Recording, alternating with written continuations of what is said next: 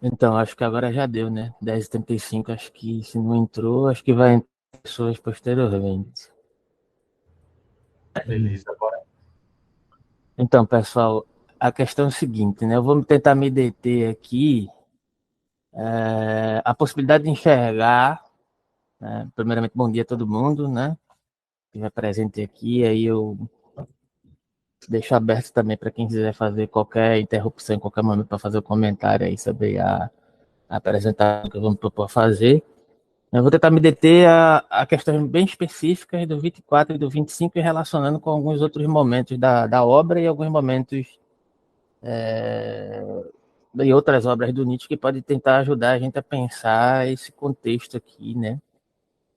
E na minha interpretação é bem paradigmático e remete questões bem amplas da filosofia de Nietzsche, né? Que é, por exemplo, né? De certa forma, o Nietzsche começa raciocinando, né? Sobre a questão, sobre o estabelecimento dos ideais, né? Será que, de certa forma, o que Nietzsche se propõe, de modo geral, o que ele vem desenvolvendo, né? Seria. Peraí, vai entrar uma pessoa aqui, eu tô sem o Matheus. Bom dia, Roberto, Matheus. caso Pode falar. para, se for que tu Ah, tiver, eu vou te dar a administração, é pronto, melhor, né? facilita. Peraí, deixa eu ver aqui como é que faz. Putz, agora parece que não tá aparecendo a função. Ah, não, é mais. Peraí, rapidinho. Mais opções.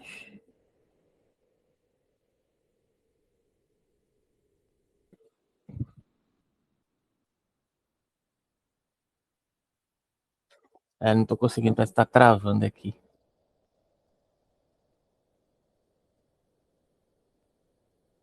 Não tá indo.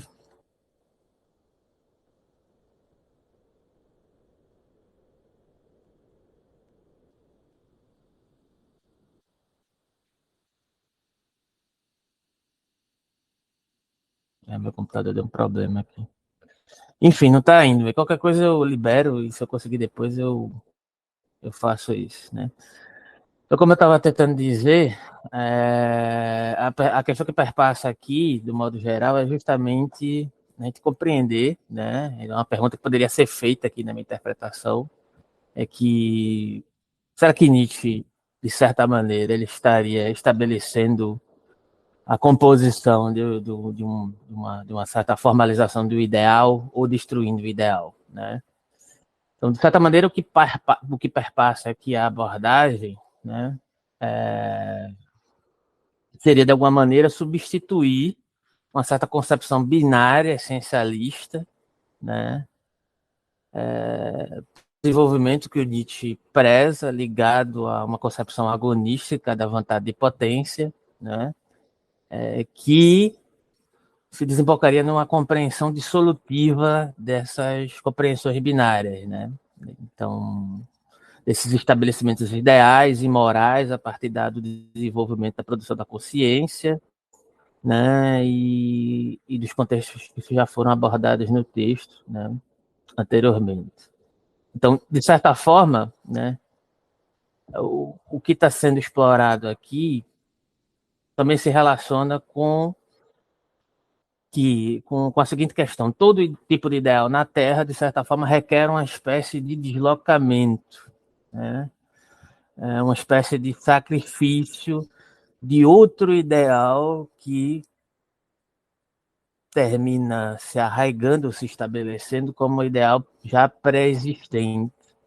Então, parece, na primeira medida, que o que se estabelece aqui é que o processo de idealização, dentro de um aspecto conflitivo e agonístico, né, ele parece ser uma espécie de investimento, né, para o deslocamento que se faz necessário, né, para uma concepção de vida mais natural aos moldes de Nietzsche, né, dentro do processo da terminologia que o Nietzsche estabelece lá, por exemplo, Crepúsculo dos Ídolos, acerca da reflexão sobre as concepções que denotam um certo movimento antinatural, de antinatureza, né? Então, natureza compreendida aqui não dentro do aspecto naturalista determinista, mas dentro de uma certa compreensão de natureza do Nietzsche, que é o processo de dissolução, que pode remeter, de certa forma, ao processo dionisíaco que já aparece lá no Jovem Nietzsche. Então, de certa maneira, como o próprio Nietzsche diz, se uma certa concepção conjectural de ideais pode ser construída, e aqui eu estou colocando isso em questão, ainda não apresentei se na minha interpretação isso aqui aparece no Nietzsche como um aspecto conclusivo ou não, sobre a questão de ser improvável de fugir desses ideais, né, de alguma forma, né, mas primeiramente aparece isso como uma formulação dos ideais, como um aspecto conflitivo, agonístico da relação de deslocar outros ideais, de certa forma, mofados, que estejam estabelecidos dentro da cultura, de certa maneira é isso que o Nietzsche está combatendo, né? Mas ainda fica o problema, será que o que Nietzsche está tentando extrapolar aqui também não são conjecturas ideais, né? Então, de certa forma, o que ele diz é que se um santuário deve ser construído, outro santuário deve ser destruído, né? Então, nesse sentido, entra a reflexão acerca dos ideais circunscritos dentro da processualidade da má consciência. Então, a questão que aparece aqui é se essa má consciência, que é produto das etapas que a gente pode ver, né, no texto de forma anterior, não que exista uma linearidade do texto, né, mas só para a questão de compreensão mais didática uma linearidade nesse sentido, né, um sentido progressivo, né. Mas só para uma compreensão mais didática dessa questão, tudo que a gente leu até aqui, né, nos trouxe a reflexão acerca da má consciência. Então, será que a má consciência, de certa maneira, ela pode ser superada? Né? Então, de certa forma, a modernidade, como a gente compreende, herda, de certa maneira, uma longa história da má consciência em sua guerra civil contra essa certa concepção de natureza, né? Dentro dos termos que eu tentei postular aqui anteriormente, né? Dentro da discussão do Nietzsche sobre certos movimentos antinaturais que englobam a ciência, a filosofia, certos moldes artísticos, né? E vai ter uma série de indicações, se eu não me engano, no final do prólogo, né, sobre tipos de má consciência que se relacionam nos mais diferentes âmbitos, né, como ligados à perspectiva do artista e etc. Isso a gente vem colocando e postulando durante toda a obra.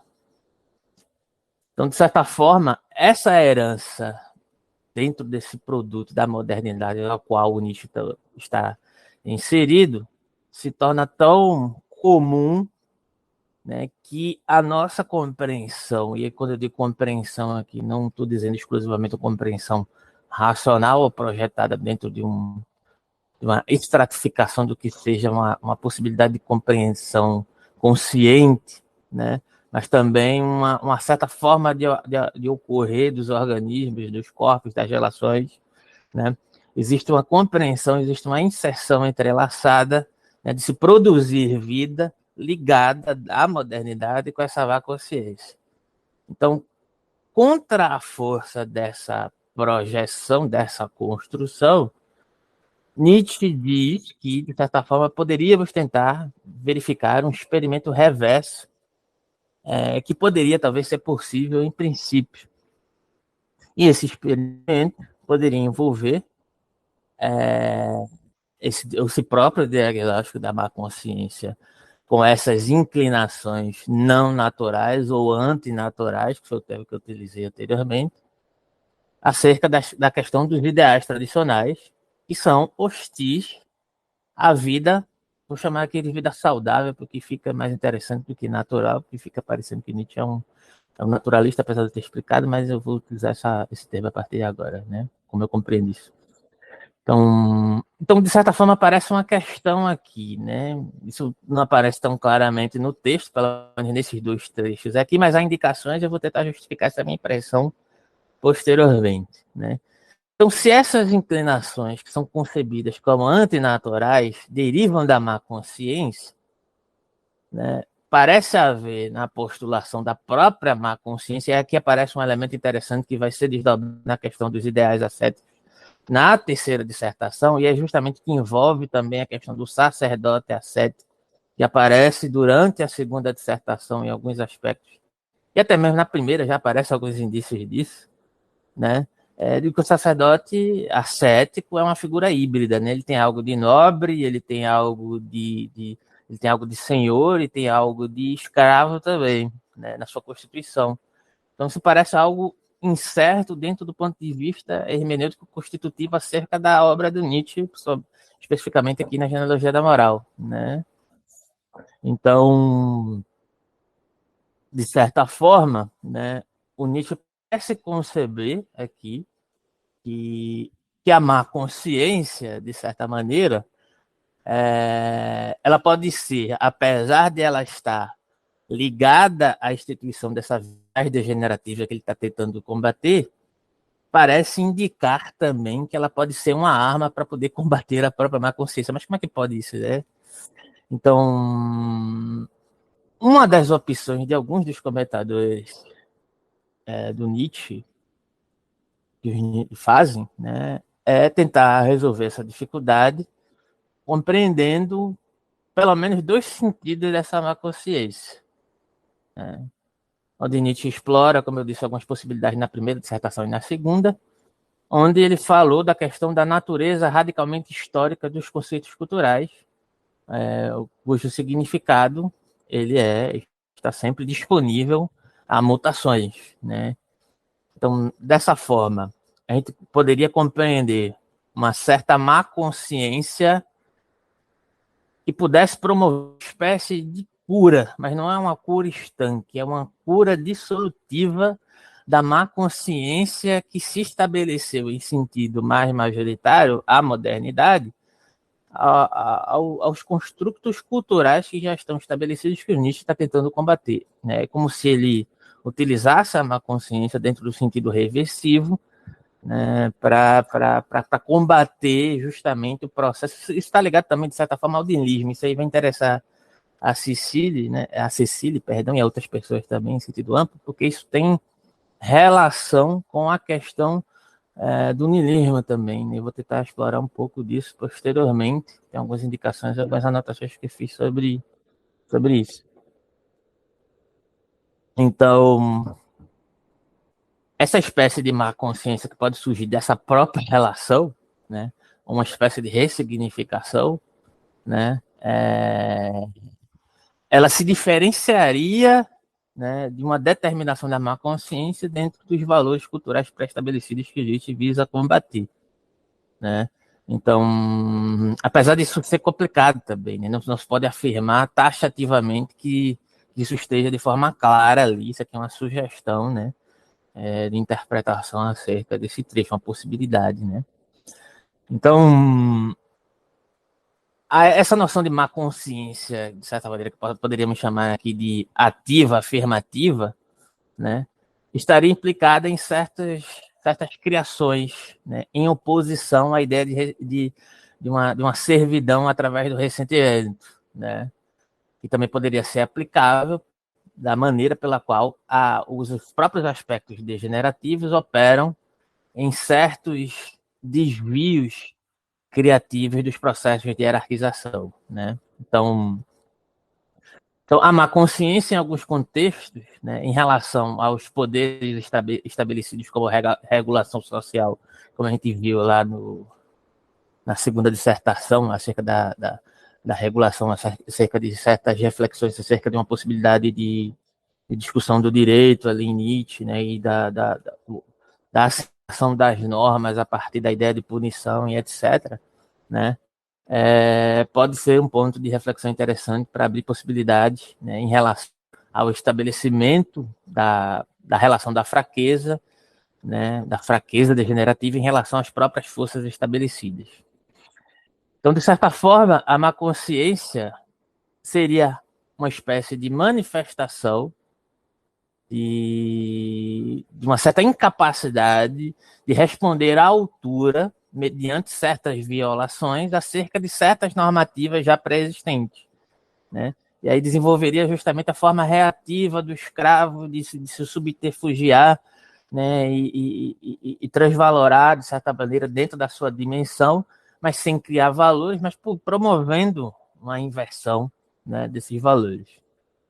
Então, dentro da própria 94, né, Nietzsche diz que, como a gente já viu, todo ideal surge às custas de um ideal já existente.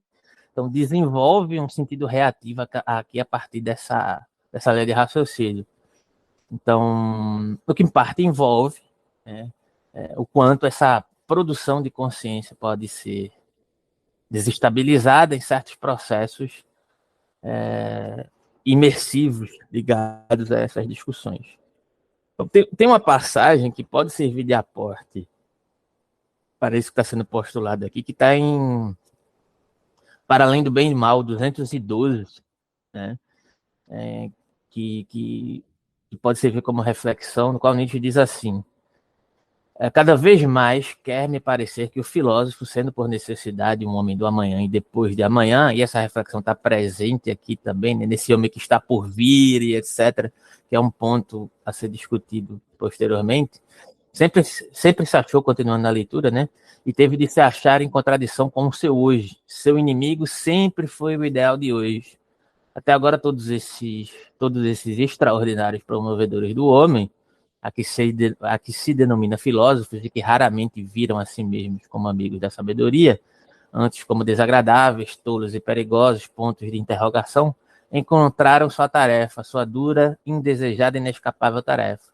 Mas, afinal, também a grandeza de sua tarefa em ser a má consciência do seu tempo. E aqui, de certa forma, isso justificaria a interpretação que a má consciência ela se ressignificaria como sugestão dentro do processo desses trechos aqui como remédio para a própria má consciência dentro do sentido reativo. Então, isso engloba também a questão da discussão acerca do amor fati como afirmação das totalidades em sentido amplo, só que eu não vou entrar no detalhamento da questão do amor fati aqui agora, mas só como sugestão, né, a afirmação dos próprios sofrimentos e ressignificação deles, né, mas isso não é um processo meramente abstrato, não é um processo meramente conceitual, né? Mas assim, só para deixar isso em vista, porque acho que é uma possibilidade interessante de ser explorada. Então,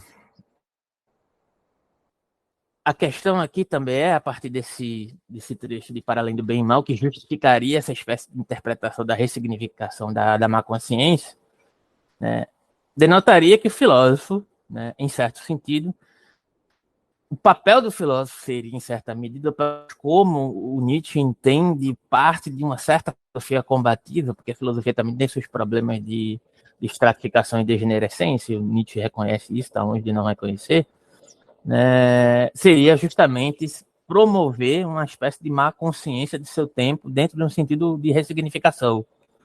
Então, poderíamos dizer que a má consciência, né, isso seria justificado a partir dessa duplicação do sentido de má consciência aqui nesse trecho mais específico, né, dentro de um sentido de negação da vida e dentro de um sentido não necessariamente afirmativo, mas dentro de um sentido inexorável de um processo que eu vou chamar aqui de unilateralização dessa má consciência, né, que pode servir a um processo de solução, mas depende de como você investe, como você consegue se organizar organicamente referente a essa má consciência, se de forma potente ou se de forma degenerativa, continuando preso ao primeiro sentido de má consciência.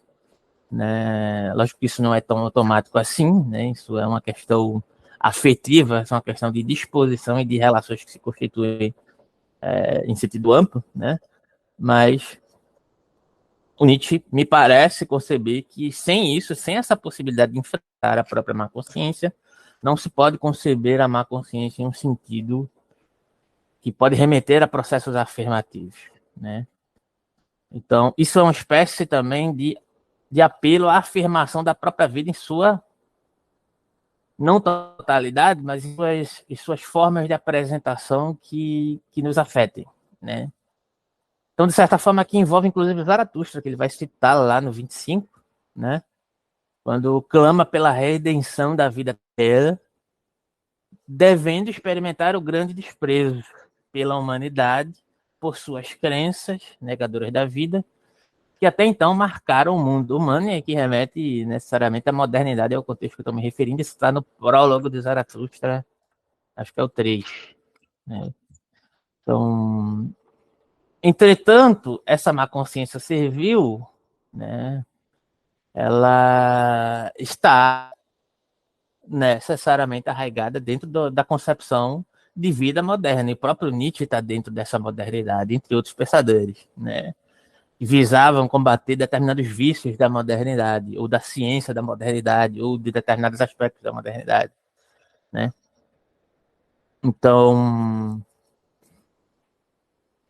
de certa forma, essa tentativa de superar essa primeira espécie de má consciência que aparece deve se estabelecer por um certo patos da distância também, né? Uma certa autoavaliação, não que o patos da distância se resuma a uma espécie de solipsismo metodológico, um solipsismo do afastamento do social, mas um solipsismo necessário, né, para um processo de autoconhecimento das próprias disposições de saúde e de degenerescência, a se dispor ao processo de dissolução objetivo dentro de uma certa disposição ao social que entrecorta isso, né? O próprio Nietzsche vivencia isso, né? Então, inclusive os próprios investimentos do Nietzsche em relação à arte, as próprias experimentações do Nietzsche em relação à música, né? As experiências do Nietzsche em relação ao piano e com determinados autores, com o próprio Wagner, inclusive, que ele vai posteriormente renegar, estão muito ligados a esse processo de ressignificação da subjetividade, intercortado por uma certa disposição, né, a se dissolver dentro de relações amplas, objetivas muito específicas. Né? Então, a própria reflexão do Nietzsche sobre a arte está embebida dessa questão, né? Uma certa plasticidade estética que visa essa emanência dentro de um processo de degenerescência e afirmação e ressignificação dessas relações. Então, de certa forma, Nietzsche afirma... Eu escutei um barulho, alguém quer falar? Acho que foi eu mesmo, né? Enfim, querem falar, pode ficar à vontade, tá? Tipo... Mas enfim, vamos lá, vou tentar adiantar aqui para não me estender muito. Mas aqui tem alguma coisa ainda para falar. Então, esse experimento, essa espécie de experimento reverso seria uma espécie de farsa também, né? E aí, citando um trecho do Nietzsche, não teríamos outros senão os bons homens contra nós. Né? Então, qualquer que seja o sentido dessa experiência proposta por Nietzsche, e aí isso aqui remete diretamente ao texto, só poderia ser possível no futuro, porque nós precisamos de outro tipo de espírito. E aqui a palavra Geist, que significa, dentro da tradição hegeliana, né, espírito de uma época, que se reverbera não dentro de um sentido historicizante, mas dentro de uma certa concepção cultural que o Nietzsche também se defrontou. A gente tem alguns relatos de vivências do Nietzsche com o próprio Jacob Burckhardt, que denotavam uma tremenda inadequação do Nietzsche, né? Inclusive até para lecionar em determinados aspectos, uma certa inadequação, um certo estranhamento do contexto cultural do Nietzsche em relação para com o Nietzsche. Né? Então, Nietzsche tenta ressignificar isso de outras formas. O Zaratustra, de certa maneira, pode ser compreendido como essa resposta intuitiva a essa inadequação e que denota também algumas questões que eu tentei mencionar acerca da relação do Nietzsche com a arte e com a música, pois Zaratustra, além de ser uma grande obra literária e filosófica, em alguma medida, né, alguns comentadores diziam que algumas pessoas deveriam ter a possibilidade de, para além de ler Zaratustra, ouvir Zaratustra como se fosse uma grande sinfonia, né? No sentido dessa agonística da estética desenvolvida dentro desses processos de reinvestimento, digamos assim, né? Que eu estou tentando postular aqui dentro dessa linha de raciocínio, desse 24 e 25, através dessa ideia de má consciência. Né? Então, esse espírito da época constitui uma certa forma de subjetividade que se opõe a esse espírito epocal enquanto inadequação, exigindo uma espécie de ressignificação desse processo. Então, se há uma aura de má consciência predominante dentro do contexto social e nós, inevitavelmente, somos abarcados por ela, o que Nietzsche sugere é que usemos aquilo que nos afeta contra essa possibilidade de essência como um processo de investimento. Então, de certa forma, o espírito epocal teria uma virtude agonística que prosperaria na luta, né? E essa ideia de espírito, para quem conquista essa relação, né? A aventura, o perigo e até a dor, se tornam, na verdade, uma necessidade para uma vida mais pujante, e que exigiria uma espécie de malícia sublime, né? Contra um certo senso protetor de bem moral ligado àqueles binarismos que a gente acabou de mencionar, né? Essencializações, bem e mal e etc. E Nietzsche chama isso de grande saúde, e aqui você está um trecho de Humano Demasiado Humano, do prólogo, trecho 4. E ele diz assim: desse isolamento doentio, do deserto desses anos de experimento, é ainda longo o caminho até a enorme e transbordante certeza e saúde que não pode dispensar a própria doença como meio e anzol para o conhecimento. Até a madura liberdade do espírito, que é também autodomínio e disciplina do coração e permite o acesso a modos de pensar numerosos e contrários. Até a amplidão e refinamento interior, que vem da abundância, até o excesso de forças plásticas, curativas, reconstrutoras e restauradoras, que é preciso da marca da grande saúde. E aqui, a grande saúde é um conceito de Nietzscheano que envolve algumas postulações, né, que, dentre elas, a questão do Übermensch, né, como possibilidade de reinvestimento, de pôr em movimento esses que se concebem como antinaturais, circunscritos, inclusive, na relação com o amor fato e eterno retorno. A boa crueldade que se desenvolve não contra uma crueldade de ser indiferente, né, ao contexto social, mas de se postular a matar os processos de essencialização, né, a crueldade voltada para essa questão, a noção de patos da distância, que eu acabei de mencionar agora há pouco, um certo senso de estética cínico, né, que visa essa materialidade, que entende a estética como reinvestimento e dissolução desses processos a partir de uma possibilidade de saúde, e isso que eu chamei de solipsismo metodológico, de um afastamento necessário dentro do contexto social, como uma espécie de casuística do egoísmo, né, como uma espécie de afastamento que se reinveste, se auto-investiga enquanto organismo isolado desse contexto social, não que seja um indivíduo atomizado e etc., mas existe uma certa organização particular que se reintegra, que se autocompreende dentro do limite do possível e se dispõe às relações em sentido amplo, tentando promover uma saúde, tentando promover uma vida mais saudável, né? Sempre no âmbito da tentativa, né?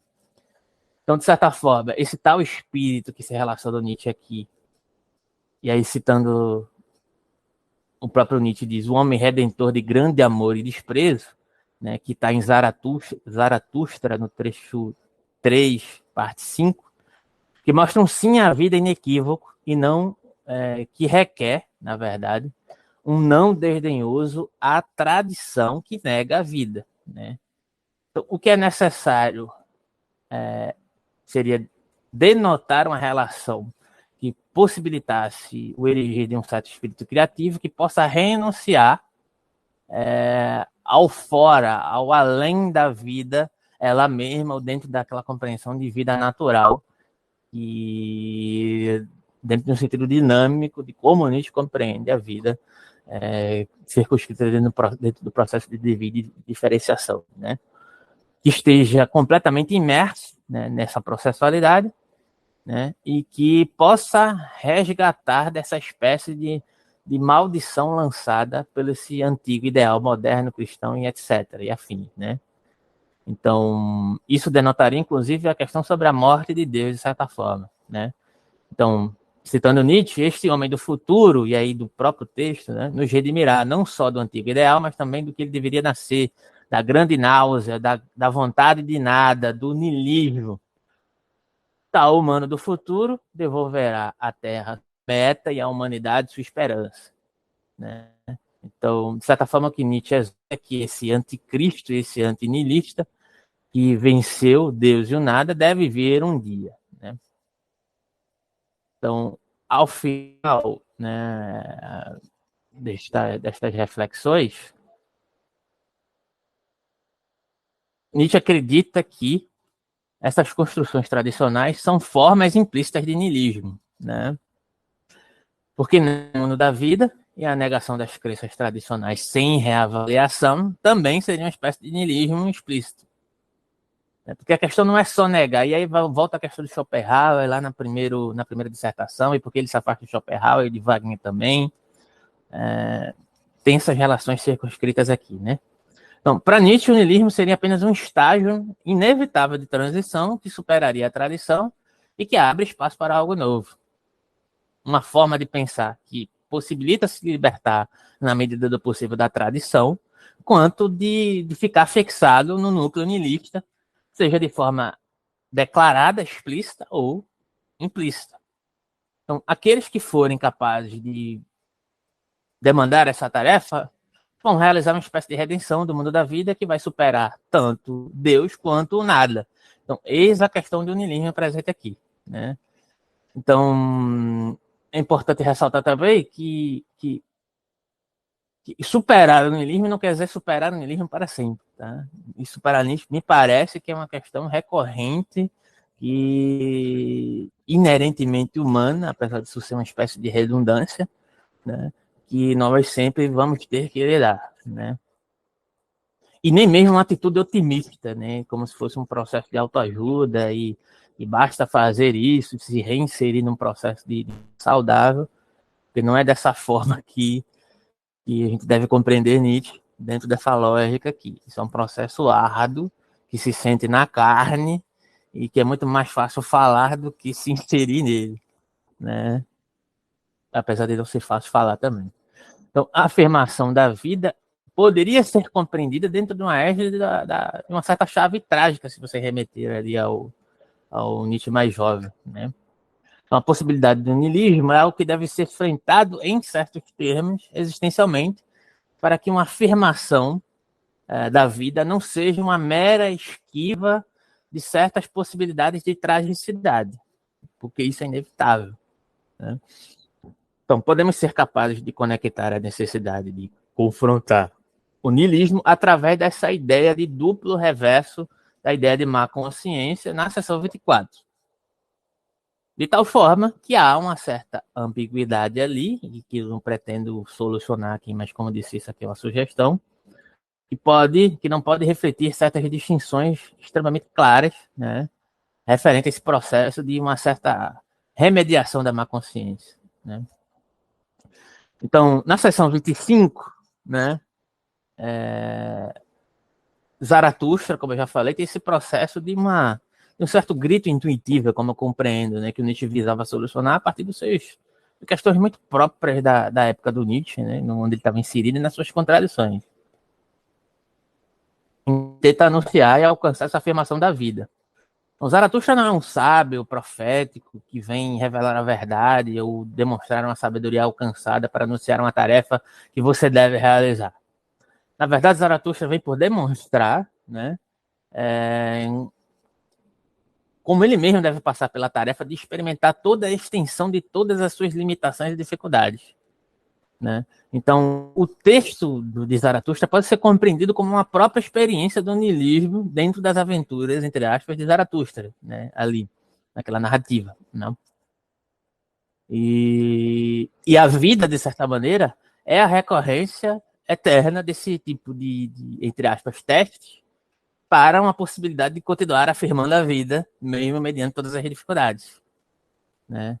Então, mediante certos ciclos infinitos que se repetem mediante uma certa processualidade de sofrimento. Então, Zaratustra percebe, segundo essa interpretação, que dita a eterna repetição daquilo que ele mais despreza, né? O próprio niilismo, talvez, né? Ou ainda o ser humano fraco e seu caráter negador da vida, né? O eterno retorno da degenerescência que está contido na própria vontade de potência, inclusive, tá? Então, esse tipo de desespero proveniente do niilismo é inevitável, porém, deve ser experimentado se a própria vida deve ser verdadeiramente abraçada. Isso aqui é citação de Zaratustra segundo o trecho 19. Em Et Homo, Nietzsche também remete a Zaratustra, né? Ele identifica-se com essa tarefa de Zaratustra, Et Homo 3, né? Remetendo a Zaratustra 8. E o Nietzsche, como a gente sabe, nas cartas, principalmente nas cartas mais próximas à sua morte, né? O próximo à sua morte de consciência, entre aspas, né? Ele escreve sobre essa impossibilidade de escapar dessa decadência, né? E de um certo pessimismo, né? E isso aparece também em Et Homo. E que essa experiência, e que esse tipo de experiência é inevitável e necessária para demandar a utilização reversa do niilismo, né? Uma vez que, para o próprio Nietzsche, tudo isso é uma mistura de efeitos de entrecruzamento improvável de se inserir de maneira afastada, que não podem ser separadas de maneiras binárias. E aí talvez a questão do próprio texto do Nietzsche não delimitar isso de forma extremamente clara, né? Então, de certa forma, somos completamente moldados pelo legado da má consciência da modernidade e não conseguimos nos livrar disso, né? Então, se houver a possibilidade de alterar esse legado na direção da afirmação da vida, isso envolve um certo autorreconhecimento interno, que precisa da ideia de passo da distância, e as questões que eu tentei postular agora há pouco, né? Então, de certa forma, a gente só pode compreender essa potencialidade se a tensão entre como o Nietzsche compreende a vida e a cultura como se estabelece for reconhecida como uma tensão inequívoca que gera uma certa espécie de unilateralização ou uma espécie de alienação também, né? E essa unilateralização dos modos de vida pode ser experimentada, né, como uma possibilidade de disrupção, né, para uma vida criativa ou criadora de valores. Então, esse potencial de uma utilização reversa dessa má consciência pode ser o que Nietzsche alude na seção 16 também, que descreve a má consciência como uma possibilidade enxertada de futuro, cujo fim ainda não está à vista e como uma certa grande promessa, né? Então aqui tem uma questão importante. Então, essa narrativa supostamente histórica, né, liga, de certa forma, a questão da própria morte de Deus, mas a questão do sentido da vida é uma preocupação central para Nietzsche, né, como filósofo, embora, de certa forma, ele se vire contra a tradição europeia, né, acusando de destruir o significado da vida no sentido afirmativo e amplo, né, da vida saudável, né? Então, de certa forma, a morte de Deus, que é a figura central dessa tradição, e a crise que se segue podem fornecer o reconhecimento mais nítido da questão do significado da vida, né? Precisamente por conta de uma postura polarizada da tradição em relação àquilo que se compreende como vida, né? Então, por conta dessa questão, dessa dicotomia, desse binarismo produzido, né, e o declínio da ideia de Deus no mundo moderno, isso pode fornecer justamente uma compreensão mais aproximada daquilo que a gente visa demandar e combater. Então, os limites do significado da vida humana são intrínsecos a essa vida finita. Portanto, nenhuma avaliação honesta da vida pode selar ou ocultar uma eminente falta de sentido na condição humana que está ligada ao problema do niilismo, né? Então, a cultura trágica grega, de certa forma, estava atenta a isso, por isso que a gente remete tantas vezes, ou algumas vezes, essa questão da cultura trágica grega, né, visando uma possibilidade de não se render, pelo menos majoritariamente, ao pessimismo, né? Entretanto, existe uma apropriação da própria poesia trágica que acaba por ceder seu status cultural a uma certa filosofia racional, né, que, juntamente com o cristianismo, moda toda uma história subsequente do Ocidente e suprime o trágico pela força de seus princípios mais otimistas. Basta você abrir agora o YouTube, por exemplo, e ver vários cursos de coaching sobre estoicismo, por exemplo, né? Isso é um exemplo interessante. Então, já em O Nascimento da Tragédia, Nietzsche esperava um renascimento da cultura trágica, dentro da ideia de Apolíneo, Dionisíaco e etc. E o Dionisíaco como essa possibilidade do indefinível, como um aspecto dissolutivo por si, mas o Apolíneo constituído como uma possibilidade de racionalização, mas dentro dessa possibilidade de racionalização, uma espécie de alienação também, né? Então, mas como aspectos inexoráveis e constitutivos intrinsecamente, né? Então, já ali a gente pode perceber o que está sendo explorado aqui também, né? Então, de certa forma, como efeito desconstrutivo dessa possibilidade que a gente postula da morte de Deus, essa espécie de totalismo binário da tradição permite uma certa espécie de esclarecimento através de uma concentração sobre o problema absoluto, entre aspas, do significado da vida, mais do que em qualquer outro período da história, né? Então, com a morte de Deus, a má consciência, voltando para o contexto da má consciência aqui explorado, pode experimentar-se da maneira mais, digamos, da maneira mais plástica, da maneira mais radical, né? Podendo preparar para a possibilidade de uma maneira mais decisiva pela qual a vida pode ser significativa e afirmada em seus próprios termos. Então, a genealogia, o método genealógico nos alerta para a história e sua complexidade dinâmica, contingente, né, e seus movimentos e suas dissoluções. Nosso passado nos é dado no tempo e essas crenças passadas desafiaram e substituíram outras crenças que haviam alcançado uma certa estabilidade. Nesse sentido, nossa presente apropriação de certas crenças passadas não pode presumir que elas sejam dadas ou constituídas de maneira ahistórica, no sentido de auto-evidentes verdades, né? Então, o papel da genealogia, de certa forma, em determinado sentido, é perturbar esse processo de autoevidência ao revisar o próprio passado e a própria confiança no passado como algo questionável, como algo intrinsecamente aberto a questionamentos, né? E a questão da herança histórica, inclusive a própria ideia de origem pode ser circunscrita aqui, né? Não deve ser confundida com um certo ceticismo inexorável, radical, uma refutação dentro de quaisquer, para além de quaisquer limites ou de forma indiscriminada, né? Que implicaria um certo distanciamento da história, como se pudéssemos falar qualquer coisa a qualquer momento, de qualquer maneira, né? Como uma forma de se desvencilhar do passado. Mas é tentar compreender, né? Revisar dessas crenças em algo que seja menos estável, algo inerentemente alterável, né? Então, a própria concepção do Nietzsche é uma demonstração dessa estrutura temporal da genealogia que mostra como a vida presente pode ser moldada pelo passado, mas mediante um passado questionável que molda que clama, na verdade, por um futuro criativo, motivado por perturbações em nossas certezas atuais, né? Então, a questão do Nietzsche seria descobrir os perigos dessa ideia de supressão da natureza enquanto movimento da nossa história cultural, bem como uma certa encruzilhada dramática, inevitavelmente sofrida, que enfrentamos com a própria ideia da morte de Deus e como um niilismo inerente a essa condição, inclusive para além da questão da morte de Deus, né? A morte de Deus é só um ápice proveniente dentro de uma espécie de diagnóstico que a gente faz, né? Epocal. Então, o homem do futuro, voltando ao texto, né?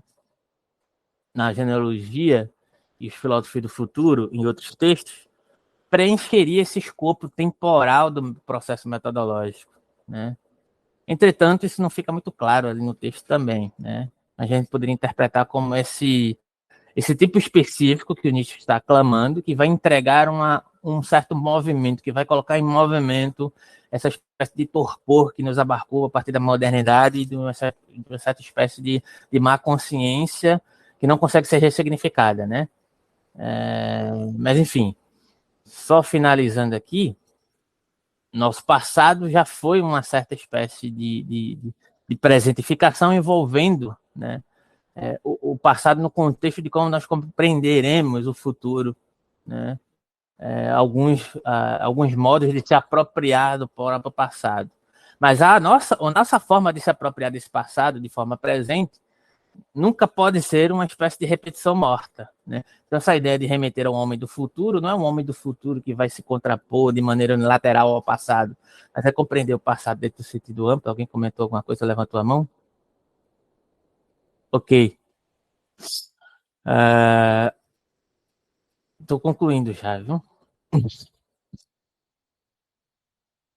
Até me perdi aqui. Então, não é simplesmente um sentido de oposição ao passado e nem de exaltar o passado, como aparece em determinados trechos, e às vezes alguns comentadores compreendem o Nietzsche, que o Nietzsche tem um certo idealismo na cultura grega, não necessariamente isso, apesar de poder haver vacilações dessa questão, né? Até porque não há autoevidência da cultura nesse sentido, né? Então, de certa maneira, poderíamos estar inclinados a encobrir uma certa existência histórica sobre o manto dogmático de certas verdades permanentes, né? Então, só concluindo, né? Então, podemos dizer, então, que essa ideia de filósofo do futuro é menos uma figura no futuro que realizar alguma tarefa e mais um filósofo do futuro num sentido possessivo, né? Um filósofo que se animaria pela reinserção dentro desses processos de contradição, né? Dentro de um processo de ressignificação circunscrito dentro dessa reelaboração da ideia da má consciência como ruptura para um sentido majoritariamente degenerativo da má consciência, né? Então, como uma possibilidade de uma vida radicalmente, talvez possivelmente, temporal, né? E aqui eu encerro, e aí vocês podem fazer os comentários, ou, sei lá, ir ao texto, podem ficar à vontade e agradecer pela paciência. Valeu.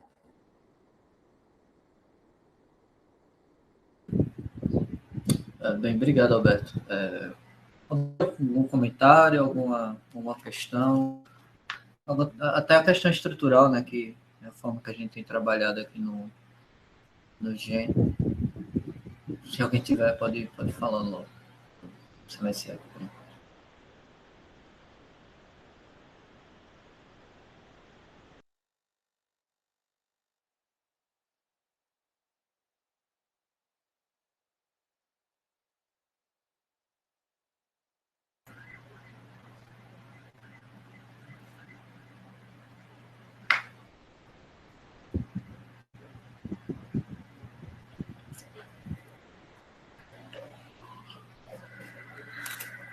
Tá. Veja só, a gente tem 20 minutos, 25 minutos aproximadamente, que João disse que ia entrar de uns 45, mais ou menos. E eu teria só algumas colocações para fazer, nada de muito amplo, até porque a apresentação foi bem extensa, mas talvez seja interessante a gente ir no texto e tentar achar os momentos estruturais, né, que o Alberto falou algumas questões, mas, enfim, aí eu não lembro, a apresentação foi um pouco longa, se ele falou a tese e coisas afins. Talvez seja um exercício interessante a gente fazer isso junto, visando, né, esse debate, esse tipo de exercício do grupo, né, de uma forma geral.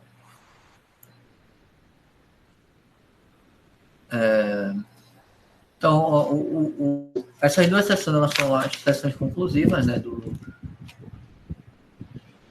da segunda dissertação. Já uma sessão, já são sessões aí de que o Nietzsche parte já, né, de conclusões, e ele conclui de forma um pouco diferente, que são 3 interrogações. Né, eu vejo a primeira sendo essa questão do ideal, a segunda, a sacrificação, né, de Deus, e a terceira, e a quem se dirigiu atualmente com tais esperanças e pretensões. Eu concordo bastante com o Alberto sobre essa questão de Nietzsche não ser um idealista, né, do futuro, não ser, nos próprios termos dele, uma seta, tanto que ele se cala aqui, eu acho que é a segunda vez que ele vai se silenciar na genealogia da moral, né, essa seção 25, se não falha a memória, ele de se silenciar também em algum assunto da primeira dissertação, não vou lembrar exatamente onde agora.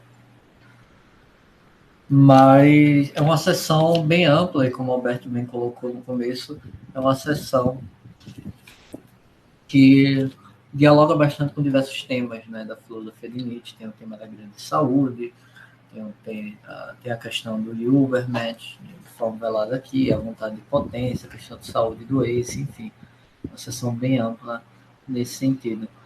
Mas eu não sei se vocês concordam que o ponto central dessa questão, né, pelo menos para mim, dois pontos centrais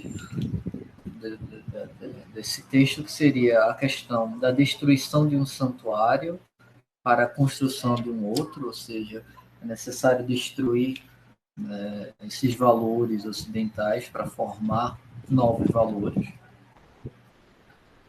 Visando, aí ele usa, né, o termo inatural e natural, né, questão de natureza aqui, enfim, a discussão sobre o naturalismo foi pincelada aqui, né, mas enfim, é uma questão gigantesca, não seria o caso da gente entrar agora, mas valores que afirmam a vida, e eu acho que a tese, a questão central desse texto está justamente no trecho, pouco quase no meio, na verdade, da sessão, e eu falo da sessão 24, que é: para aquele fim seria preciso uma outra espécie de espíritos diferente daqueles prováveis nesse tempo, espíritos fortalecidos por guerra e vitória, para os quais a conquista, o perigo e a dor se tornaram até mesmo necessidade.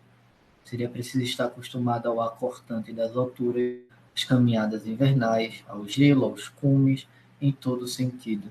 E só um parênteses, esse gelo e cume em todo sentido aqui me lembra muito a figura que ele vai falar na primeira sessão lá do Anticristo, né, o hiperbóreo. Enfim, não sei se é proposital essa ligação, mas lembrou-me bastante quanto o Alberto apresentava. Seria preciso mesmo uma espécie sublime de maldade, uma última securíssima petulância do conhecimento própria da grande saúde. Seria preciso, em suma, infelizmente, essa mesma grande saúde. Isso seria, né, um momento central no meu entender do texto, e a partir disso ele vai desenrolar algumas consequências sobre o presente, e aí é que ele vai tratar depois desse Homem do Futuro, que foi um dos temas, inclusive, de apresentação aqui no Encontros Nietzsche, né? Quem seria esse Homem do Futuro? Eu não lembro exatamente quem foi que fez essa apresentação, mas houve, né? Quem é esse Homem do Futuro dessa sessão, que nos salvará não só do ideal vigente, como daquilo que forçosamente nasceria. O ideal ascético, as suas consequências, no meu entender, não só fisiológicas, mas também culturais, de uma forma bem geral. Tá? Do grande nojo, da vontade de nada, do niilismo, esse toque de sino do meio-dia, né? O Nietzsche usa muito a metáfora do meio-dia. Vide, por exemplo, capítulo 5 do Crepúsculo dos Ídolos. Da grande decisão, torna novamente livre a vontade, que devolve à terra sua finalidade e uma esperança. Esse anticristão e antinilista, esse vencedor de Deus e do nada, ele tem que vir um dia. E aí, novamente, né, eu tenho uma concordância com o Alberto, né, que essa questão, essa sessão 25 é muito Nietzsche dizendo: não me confundam, né, com o idealista que está prevendo essas coisas, né? Até porque, e esse é um trecho que eu gosto muito do lado Zaratustra, essa questão do Übermensch, né, quando o equilibrista está na corda e diz que vai falar do Übermensch, né, ele não chega ao fim da corda, ou seja, ele anuncia, na verdade, que o homem é uma corda estendida entre o animal e o Übermensch, e ele cai da corda, ele não consegue chegar ao fim, né, ao outro lado, que seria justamente esse Übermensch, esse além do homem, e que não há necessariamente, não é uma necessidade dele aparecer, né, não há essa necessidade. Eu vejo muito essa última frase do 24, ele tem que vir um dia muito como uma espécie de esperança, né, uma esperança do Nietzsche quanto a essa presença do além do homem e tal. Né? Esse novo homem, essa nova humanidade, de uma forma geral. Só retomando mais um ponto, que é um ponto que eu trabalhei muito recentemente, que essa noção do Nietzsche, da primeira interrogação dele, eu acho muito curiosa, porque é uma interrogação que a gente pode pensar como uma interrogação para a genealogia da moral. Uma vez que ele pergunta o que ocorre exatamente, você está erguendo ou demolindo o ideal. Quando ele pergunta isso, a gente pode perguntar qual a finalidade, né, dessa obra, qual a finalidade da genealogia da moral, que se insere no corpo nietzschiano justamente como essa retomada, né, da história, enfim, não só a história, mas uma genealogia do ideal ascético de uma forma muito ampla, né, os três temas, recentemente, uma consciência ideal ascético se coadunam, né, a relação entre esses temas e colocar, né, a resposta dele é muito categórica quando ele diz que é necessário destruir o ideal, ou seja, é necessário dar uma olhada, né, nesse ideal, entender, avaliar esse ideal como forma de superá-lo também. Né? Lembra muito ao que Charles coloca na transvaloração de valores, que entender o solo no qual os valores foram generados e suprimir esse solo. Né?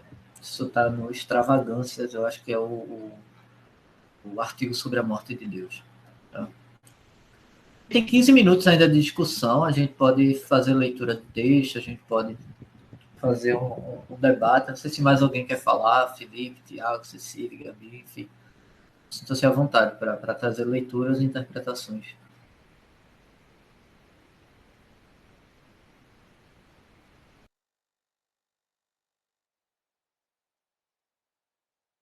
Só um detalhe, gente, daqui a pouco o João, inclusive, vai entrar, né? É interessante que aqui é a primeira vez na genealogia da moral que Nietzsche cita Zaratustra. Ele vai citar na terceira dissertação, mas aqui é a primeira vez que Nietzsche cita Zaratustra e, assim, além de ser o penúltimo, a penúltima sessão da segunda dissertação, parece-me que há um fechamento, não só por conta do lugar da sessão, mas sim pelo que ele coloca, né? Parece-me que há um resumo de todas as outras e ele finaliza a segunda dissertação com uma proposta, né? Ou com uma hipótese que seria o advento do Übermensch. Então, só isso acho que são os meus comentários, além do que vocês falaram. Acho que é importante frisar que ele, ali a partir da terceira parte, eu diria, da seção 24, ele começa a perguntar, né? Seria ela sequer possível agora, essa grande saúde? E aí ele vai até o final falando sobre esse homem que tem de vir um dia, né? E aí ele termina com 25, o que tão só Zaratustra se consente, a Zaratustra o ateu. Então, na terceira dissertação, ele trabalha com Zaratustra, inclusive tem aqui a epígrafe da terceira dissertação, que já começa citando, né, Zaratustra. Mas, além de tudo isso, ele termina já na sessão 24, 25, e na 24 ele faz esse grande resumo e esse fechamento. Porque aqui ele fala, né, de toda a negação que foi feita, da subversão das coisas, né, do grande nojo, da imanência, essa destruição que se colocou, enfim, esse olhar ruim, né, sobre o que é humano, sobre as propensões naturais. Então, acho que é interessante frisar isso, né, que é um fechamento e parece-me um resumo, não sei se todo mundo concorda, mas um resumo, não que tenha abordado tudo, mas que tenha abordado pelo menos o suprassumo aí da segunda dissertação. Só isso mesmo, gente.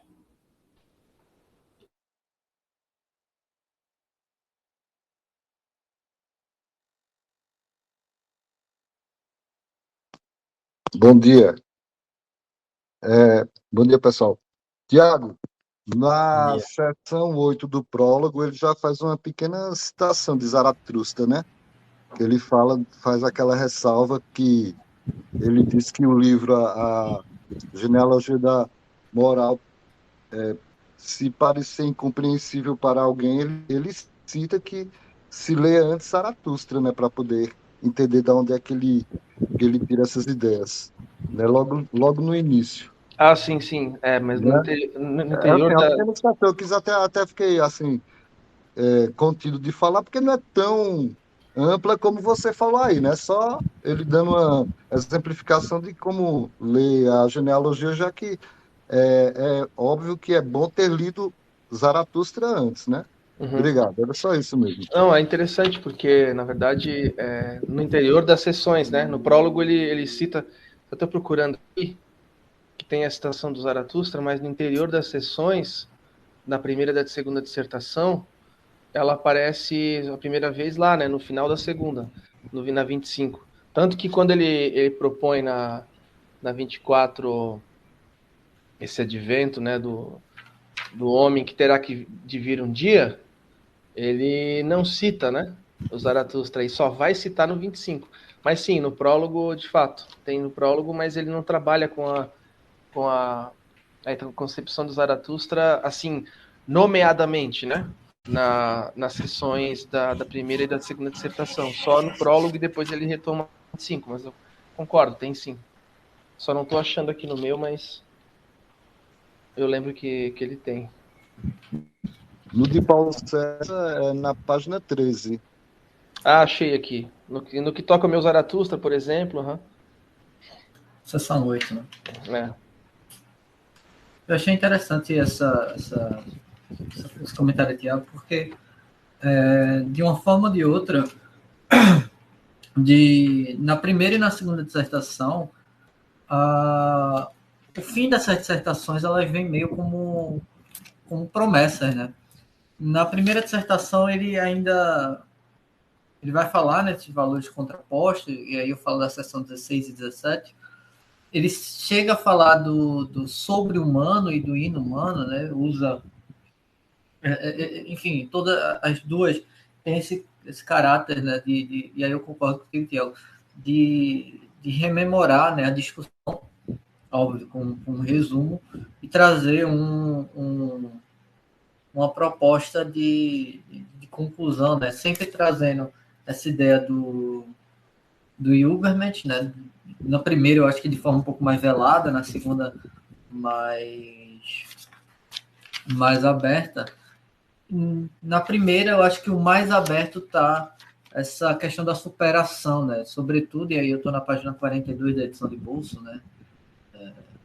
Pouco acima da nota, 41, 42, que é o fim que ele tenha chegado, né? Que significa colocar-se para além do bem e mal, não significa também colocar além do bom e do ruim, né? E aí ele, novamente, no fim da segunda, traz esse novo ar, né? Uma espécie de ar de esperança, de que o homem do futuro, né? Esse Ubermensch, esse antinilista, anticristão, terá de vir um dia como uma superação a esse ideal vigente, né?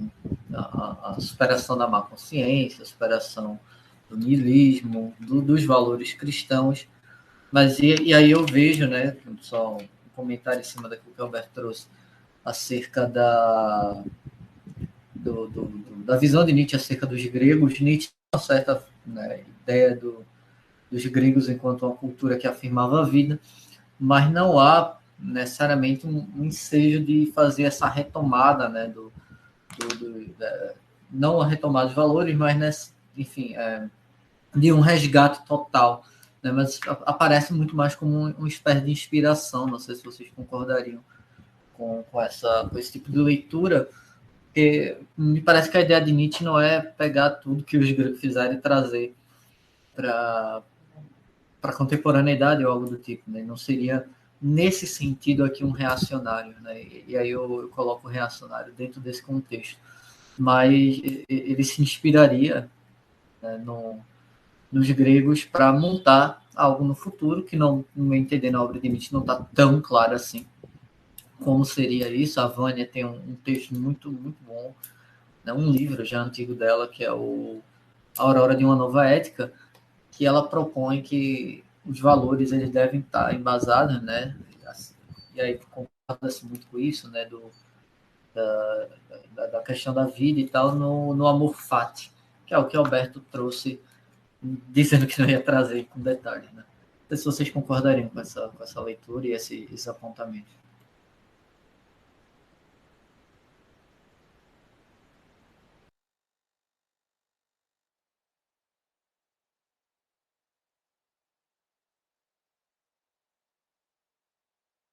Ok, eu acho interessante, eu acho válido.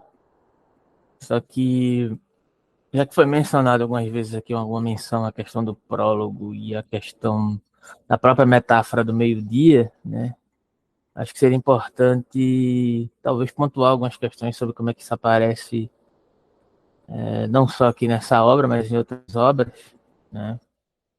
Que também é uma terminologia que parece ser algo, talvez, meio aleatório ou que determine uma certa concepção mais estratificada, mas isso tem um certo significado no perpassar das obras do Nietzsche, que remete lá no próprio prefácio e retorna aqui também, né, como um ponto de retomada dessa questão, né? Então, essa metáfora do meio-dia, ela aparece em Assim Falou Zaratustra, sobre verdade e mentira do sentido desta moral, né, onde há certas indicações a respeito dessa metáfora, né, que lá indica um certo processo de uma espécie de criação artística, que de certa forma relaciona-se com o que eu tentei trazer aqui também, nesse ambiente estético, como possibilidade de superação do niilismo, o que aparece aqui como má consciência. Nos fragmentos póstumos também aparece essa questão de uma certa elaboração do próprio Zaratustra, né? Que há indicações da própria gênese metafórica, né?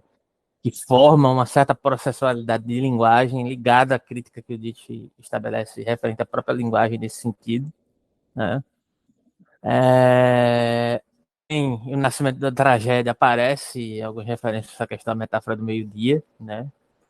E para aludir justamente aquilo que eu também trouxe acerca do Nascimento da Tragédia, da união entre Apolíneo e Dionisíaco, né, que confere origem ao mito trágico. E já em Zaratustra tem um deslocamento desse sentido em determinados aspectos para insinuar a questão do eterno retorno, que também apareceu aqui, de certa maneira, na reflexão conjuntural ligada à ideia de amor fati, porque se relaciona inevitavelmente, né, que alude a certas concepções do percurso do próprio personagem, desse percurso aí de inexorável sofrimento e reafirmação desse sofrimento, né, como figura presente nos ditirambos entoados pelo profeta, né?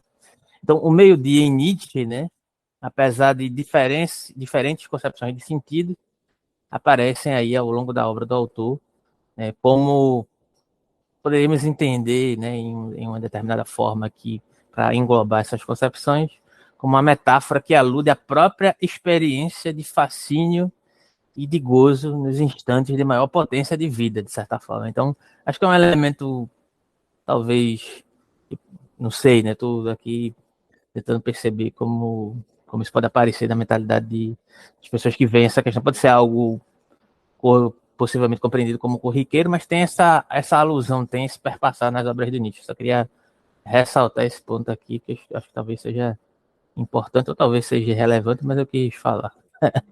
É isso.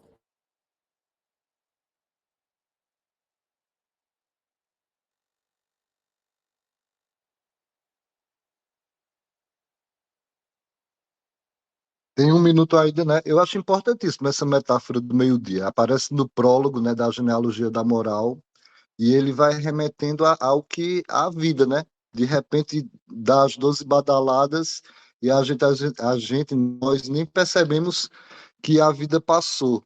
Ele fala também das vivências, né? A gente vai vivendo, vai absorvendo várias coisas e não vai percebendo. Quando ele fala que nós seres humanos, né, somos homens do desconhecimento, então a gente não conhece a si mesmo, né? Então esse meio-dia é como se fosse uma transição, né?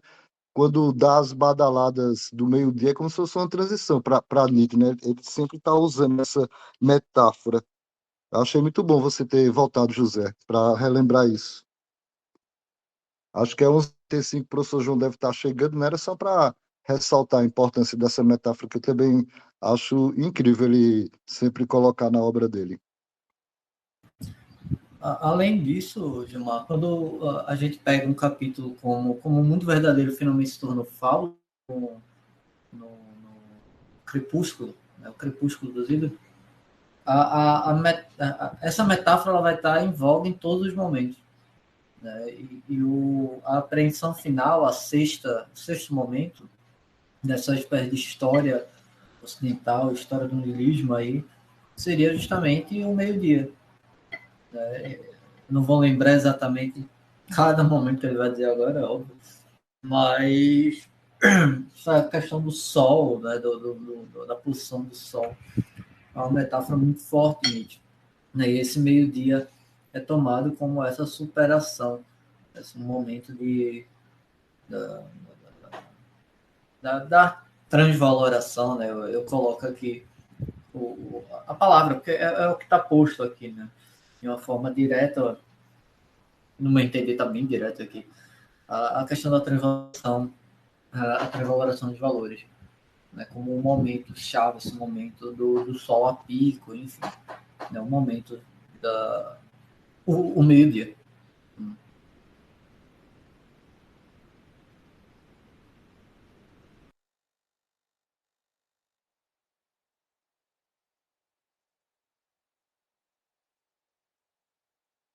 Valeu, Leovan. Obrigado, perfeito.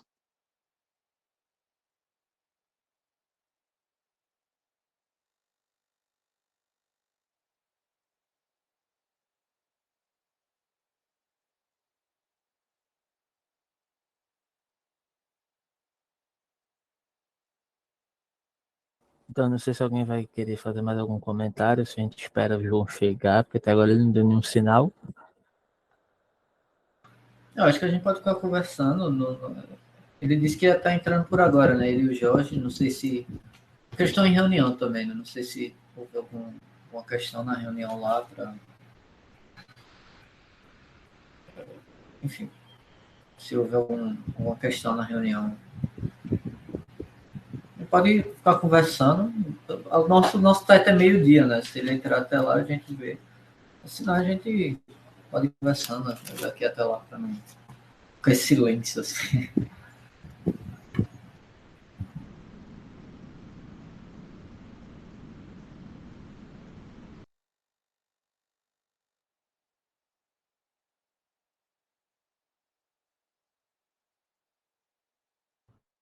Leovan, como é que está a seleção do mestrado? Finalizou já ou não?